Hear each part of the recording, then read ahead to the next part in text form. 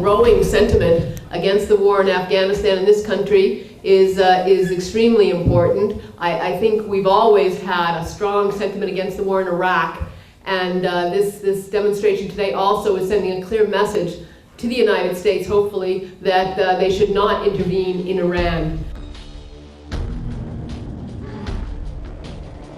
On the anti-war front, to me it's very important that the workers are involved in taking a stand on this question, because in my opinion it's a question of life and death of the people of Canada and of the future of the world. So, as Carolyn mentioned, it's a very dangerous situation on the world scale. If you look at the response of the big powers, you know, the British, Tony Blair made a big noise about he's going to be taking his troops out of Iraq by such and such a date. And then, of course, he announces in the same breath that he's going to increase the number of troops they have in Afghanistan. And really, that tells you what they're up to.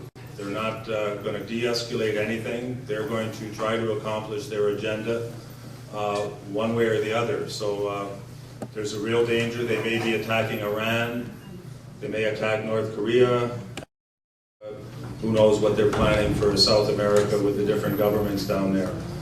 So unless the Canadian people, in particular the workers, step up to the plate and play the role that they can play, there's going to be a disaster, in my opinion, on the world scale. So what do we have to do? So for us, for myself and 1005, it's not a question of being in solidarity with anyone.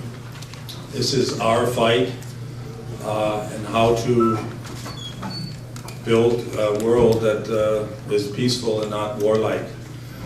So what you're up against, though, is that you have Harper, you have Bush, you have Blair. They're basically one-man gangs, one-man shows, and they can do as they please because they have the whole state apparatus to do it.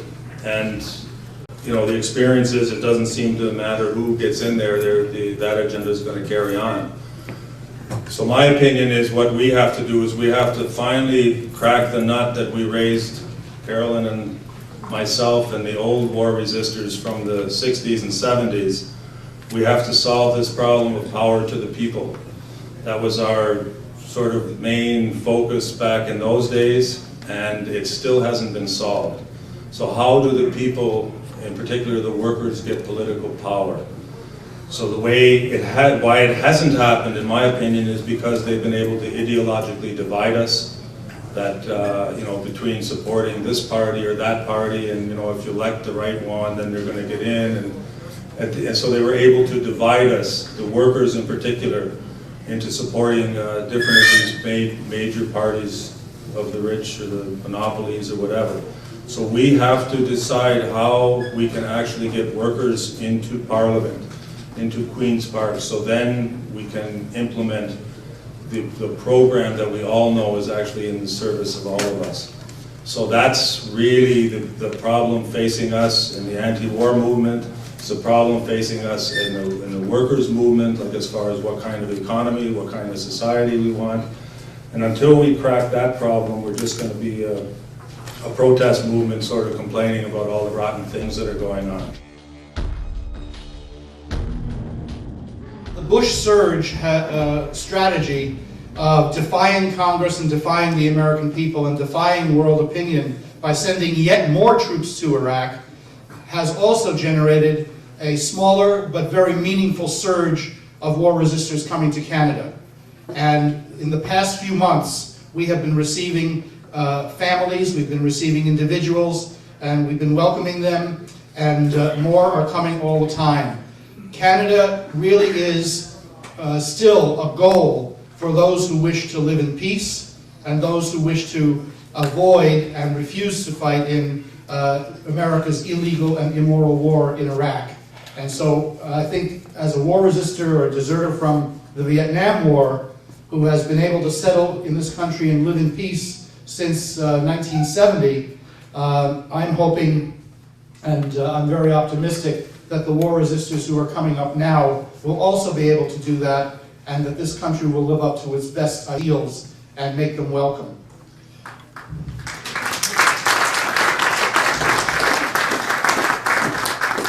not an easy struggle. Most difficult, of course, for the war resistors themselves, living in Canada, but not being sure that they'll be able to remain permanently. The ones that we know, there are probably many who are living underground, but the ones that we know in our campaign have made refugee claims and are asking the Canadian government to let them stay here as refugees from an illegal, immoral war that has no justification whatsoever and has turned into a major disaster. War resistors, welcome here. War resistors, welcome here.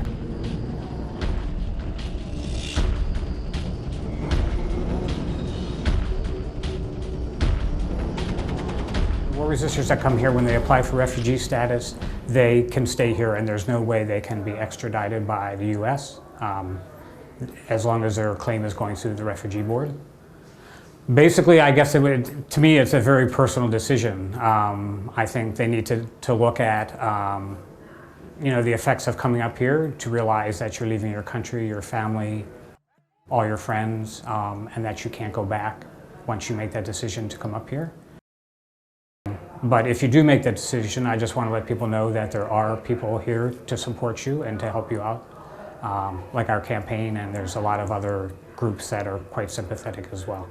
We always encourage and advise people to talk to the GI Rights Hotline in the U.S.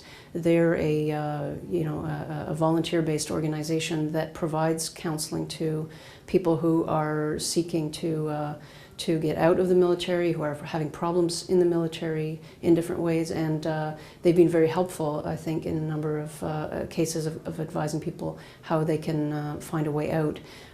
We ask people to look at their options in the U.S. if they have any. Some people who have just finished basic training, for example, can find a way to have a separation from the military.